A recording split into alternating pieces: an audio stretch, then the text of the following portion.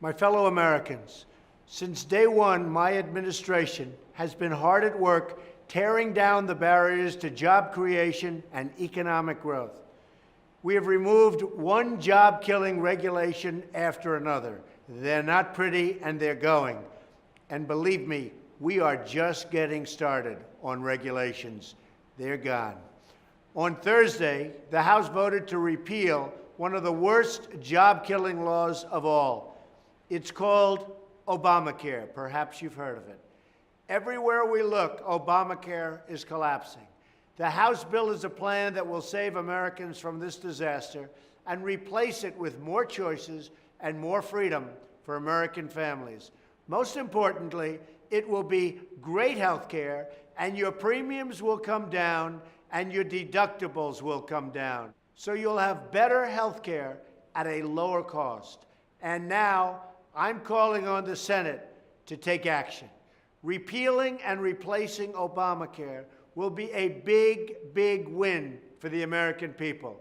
Last week, my economic team outlined another step in our economic renewal, a massive tax cut to bring jobs and prosperity back to the USA. We pay the highest taxes anywhere in the world. No country is higher, and we're bringing them down, and I mean way down. I'm proposing, actually, the single largest tax cut in American history. Our tax relief will be focused on the middle class, including much-needed relief for low- and middle-income parents raising children. As we provide tax relief for working families, we must also stop crippling American industry. Right now, America's businesses are taxed at the single highest rate in the developed world. This is a self-inflicted economic wound that sends jobs to other countries. And believe me, before I got here, they were fleeing fast, but we've stopped it. We want to turn our country into a jobs machine, a jobs magnet, something that really works again. We want America to be the best place in the world to hire, grow, invest, and start a brand new, beautiful business. And that is why, under our plan, we are cutting the business tax rate all the way down to 15%, bringing thousands of new companies and millions of new jobs to our shores. Today's high taxes on American business are a gift to the foreign countries taking our jobs, factories, and wealth, and we're not going to allow it any longer. Along with our historic tax cut, we are proposing dramatic tax simplification. American taxpayers spend billions of hours each year complying with our archaic tax laws, reducing economic productivity and job creation. The complexity of the tax code also disadvantages small businesses and family-owned companies who can't afford to hire an army of lawyers, and that's what it is. It's an army of lawyers and lobbyists or accountants. Other people can do it.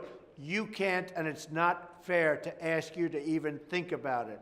That is why we are cleaning up the code, streamlining deductions, and eliminating many special interest tax breaks that largely benefit only the wealthy.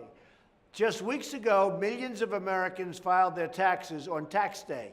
They were reminded again how much they give to Washington. We believe everyday Americans know better how to spend their own money than the federal bureaucracy, and we want to help them keep as much of that hard-earned money as we can. Tax reform, along with regulatory relief and fair trade deals, and we're going to make them fair, but even really good again for our country and for our workers. All of this will usher in a new era of prosperity in America and bring wealth, hope, and opportunity to those communities that need it the most.